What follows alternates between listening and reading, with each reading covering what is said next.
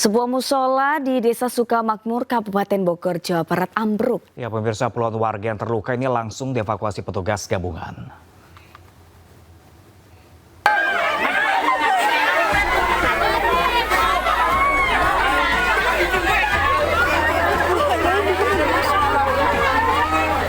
Sebuah musola di Desa Sukamakmur, Kecamatan Ciomas, Kabupaten Bogor, ambruk. Petugas gabungan dari BPBD, TNI Polri dibantu warga langsung mengevakuasi para korban yang sempat tertimpa material bangunan.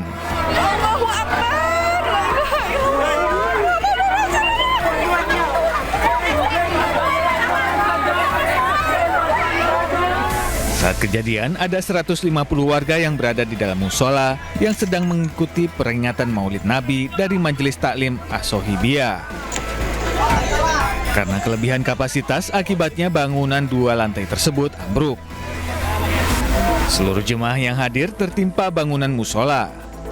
4 orang meninggal dunia dan 84 orang lainnya terluka. Dari Bogor, Jawa Barat, Wildan Hidayat, iNews melaporkan.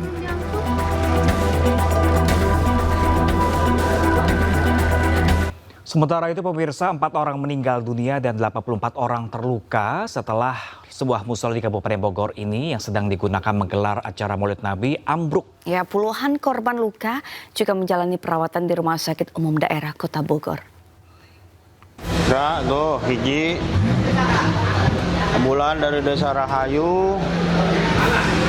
Ini masih belum. 28 korban luka akibat bangunan musola ambruk di Kabupaten Bogor, Jawa Barat menjalani perawatan di RSUD Kota Bogor. Para korban ini terluka di bagian kepala, tangan, dan kaki. Puluhan korban didominasi perempuan dan anak. Sementara beberapa korban luka lainnya berada di Rumah Sakit Medika, Rumah Sakit PMI Bogor, Rumah Sakit Marzuki Mahdi, Rumah Sakit Wania, dan Rumah Sakit Umi. Dari 28 korban yang dirawat di RSUD, 3 orang luka berat, 17 luka sedang, dan 8 luka ringan. Jadi jumlahnya ada 28. Nah, dari itu kita sudah melakukan asesmen. Ada yang 3 orang, itu ada yang cedera kepala, kemudian ada fractur patah, kemudian juga ada yang diduga ada darah di dalam. Kemudian karena tertimpa dari tembok beton, kemudian ada yang juga yang sedang 17, sisanya ringan. Dari data terakhir, 4 orang meninggal dunia, 1 berada di Rumah Sakit Medika, 2 orang berada di Rumah Sakit PMI Bogor, dan 1 orang di Rumah Sakit Umi. Dari Bogor, Jawa Barat, Andi Firmansyah, iNews melaporkan. Pasca terjadinya bangunan Majelis Taklim di Desa Sukamakmur, Kecamatan Ciomas, Kabupaten Bogor, Posko DVI mencatat jumlah korban terus bertambah. Ya, pemirsa, korban meninggal dunia akibat terjadinya bangunan ambruk di Desa Sukamakmur, Kecamatan Rancabungur, Kabupaten Bogor, pemirsa, yang terjadi pada hari Minggu kemarin hingga hari ini mencapai 4 orang. Sementara untuk korban luka-luka mencapai 115 orang yang berada di sejumlah rumah sakit di Kabupaten Bogor. Tim DVI Polda Jabar dan Polres Bogor membuka posko di dekat lokasi kejadian untuk para korban yang ingin melapor dan melakukan rawat jalan.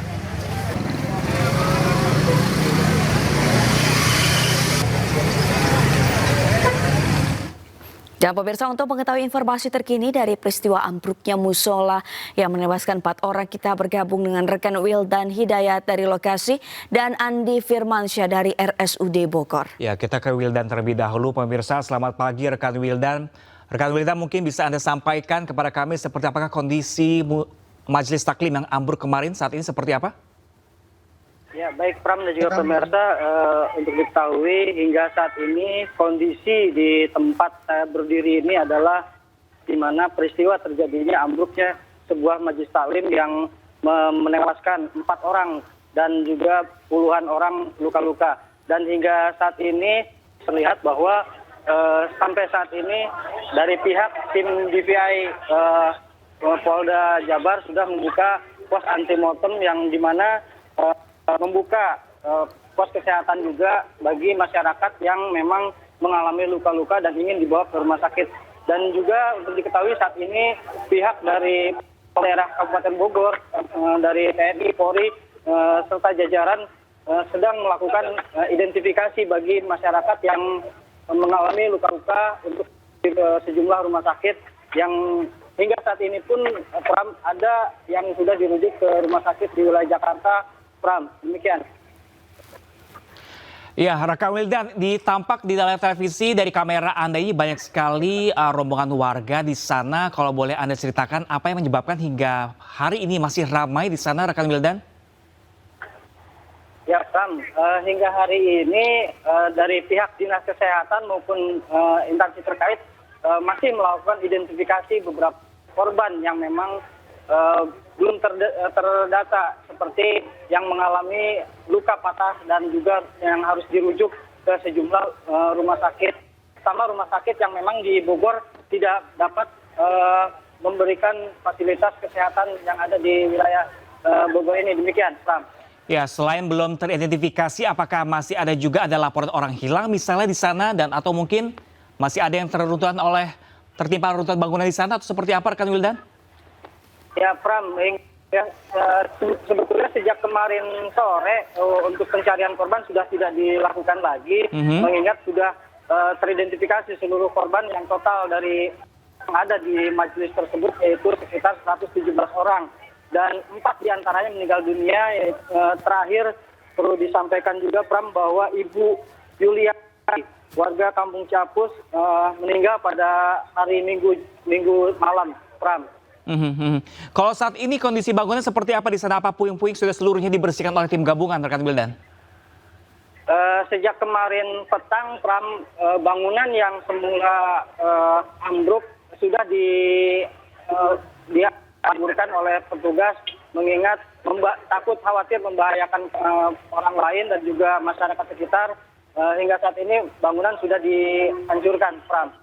Oke, selain bangunan Majelis Taklim tersebut, Rekan Wildan, adakah bangunan lain sekitar Anda melaporkan saat ini berpotensi membahayakan juga bagi warga sekitar?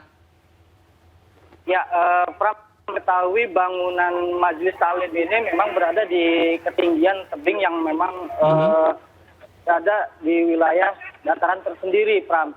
Dan beberapa rumah diantaranya memang tidak terdampak, Pram. Baik, ya, Rekan Wildan. Oke, baik. Kami masih menanti informasi terbaru dari lokasi atau tempat tersebut. Rekan Wildan, ini banyak sekali warga yang masih berkumpul di sana. Artinya sejumlah korban ada yang belum dikenali, seperti itu misalnya, Wildan? Sampai sejauh ini korban sudah banyak yang sudah teridentifikasi. Namun, Pram, untuk diketahui bahwa ini masyarakat maupun pemerintah daerah setempat menyediakan fasilitas berupa mobil ambulan dan juga sejumlah alat akomodasi untuk para korban yang ada di wilayah setempat, Pak. Kalau sejauh ini, Rekan Wildan, apakah sudah diketahui penyebab pasti atau resminya dari kepolisian setempat terkait penyebab pastinya ambruknya bangunan tersebut? Ya, Pram, kemarin sih sempat saya berbincang dengan sejumlah APH, baik dari TNI, Polri, dan juga Bupati Kabupaten Bogor, Rudi Supanto. Dugaan sementara memang masih tidak mampunya menampung daya tampung dari bangunan Pram. Kalau dari pengakuan warga sekitar sebelum ambruknya bangunan tersebut, Rekan Wildan, apakah memang ada kerusakan di bangunan tersebut? Apakah sudah tidak layak? Ada laporan seperti itu tidak dari warga sekitar? Ya, saya sempat berbincang dengan warga sekitar kemarin bahwa bangunan yang ambruk tersebut memang baru saja dibangun sekitar 2 bulan lalu, Pram. Dan itu pun berkisar sekitar 95% hingga 98% belum terrealisasi, Pram. Terlihat dari kultur bangunan masih banyak yang belum diplester dan belum diberikan semen, Pram. Oke, baik, Rekan Wildan Hidayat, kita tahan sebentar, kita akan bergeser ke RSUD Bogor. Pemirsa, ada rekan kami Andi di sana. Selamat pagi, Andi. Selamat pagi, Pram. Ya, Andi, kalau di rumah sakit Anda saat ini ada berapa orang yang masih dalam perawatan di sana? Baik, selamat pagi Pram dan juga Sabrina. Saat ini saya berada di RSUD Kota Bogor.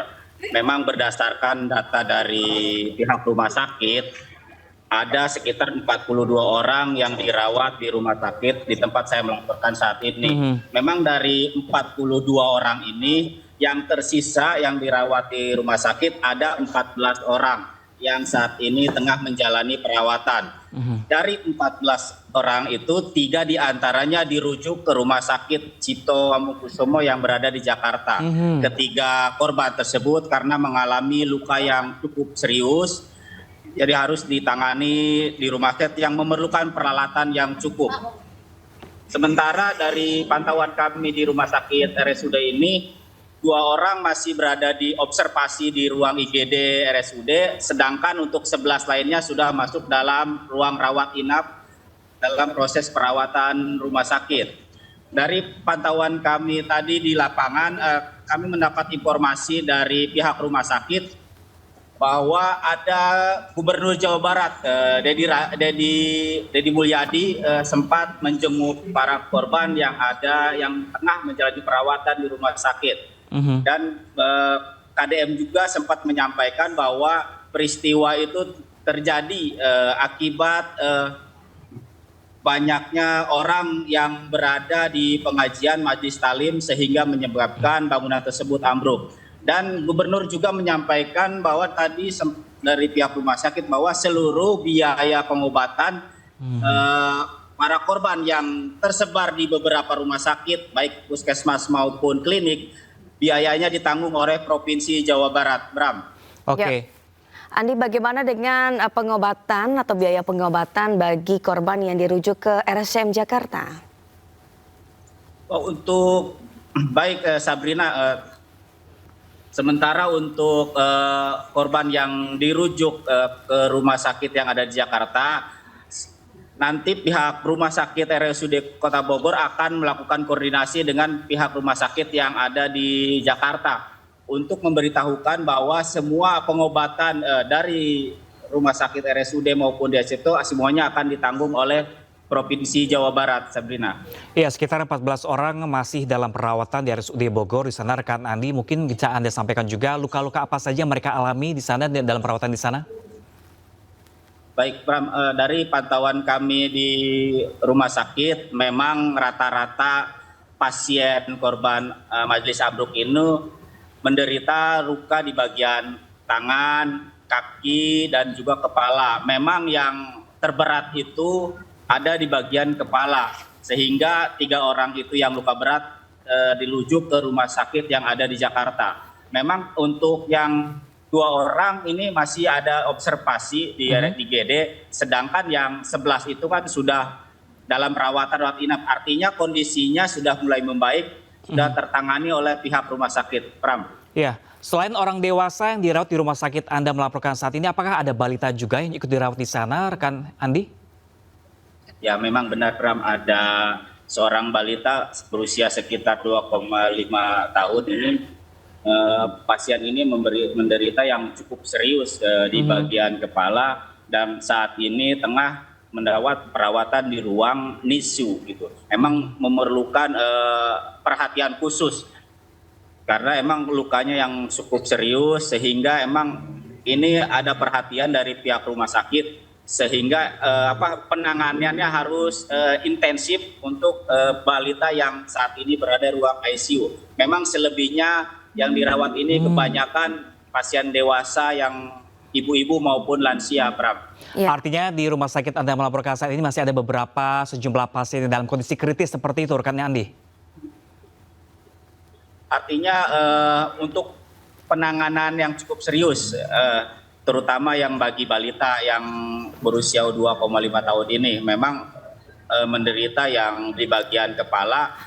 Dari secara medis itu faktur ya, jadi sehingga membutuhkan perawatan yang cukup serius sehingga awalnya memang berada di IGD diobservasi dari pasca kejadian hari Minggu kemarin, kemudian dibawa ke ruang ICU dan saat ini dibawa ke ruang NICU. Ya, Andi, terakhir apakah seluruh pihak keluarga telah mengunjungi para korban yang terluka dan dirawat di sana? Ya, memang sejak pasca peristiwa Majelis Taklim ambruk, seluruh keluarga korban memang dari kemarin hingga saat ini terus mendampingi keluarga yang tengah dirawat di rumah sakit. Tadi saya juga sempat melihat memantau lokasi di IGD, ada beberapa keluarga terus mendampingi keluarganya baik di ruang IGD RSUD maupun di ruang perawatan.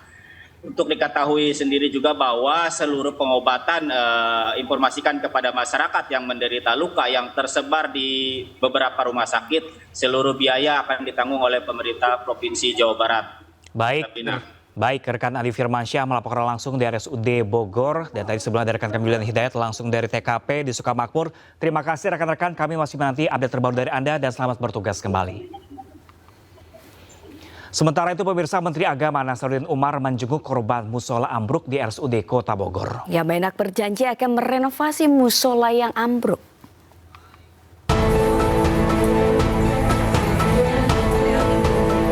Menteri Agama Nasaruddin Umar menjenguk sejumlah warga yang dirawat di RSUD Kota Bogor Minggu sore. Selain mendoakan para korban, Menteri Agama Nasaruddin Umar berencana akan melakukan perbaikan musola yang ambruk tersebut. Menak berharap kejadian serupa tidak kembali terulang. Kita ikut berduka ya atas kecelakaan yang terjadi tadi ya. Kami mengunjungi semuanya di beberapa rumah sakit. Dan insya Allah kita sudah mencarikan jalan keluar semuanya pemerintah setempat, Basnas dan Kementerian Agama. Termasuk juga kita akan membantu renovasi musallahnya yang rusak ya. Dan termasuk kita juga memberikan apresiasi tanda keprihatinan kita kepada keluarga korban. Saat ini korban luka mencapai 84 orang yang dirawat di 6 rumah sakit. Sementara korban meninggal dunia bertambah dari 3 orang menjadi 4 orang. Dari Bogor, Jawa Barat, Andi Firmansyah, Anyus melaporkan. Seorang konten kreator di Bogor mendapati paket berisi kepala babi di depan rumahnya. Informasi selengkapnya kami hadirkan sesaat lagi pemirsa. Jangan kemana-mana, tetaplah bersama kami di ASUD akan segera kembali.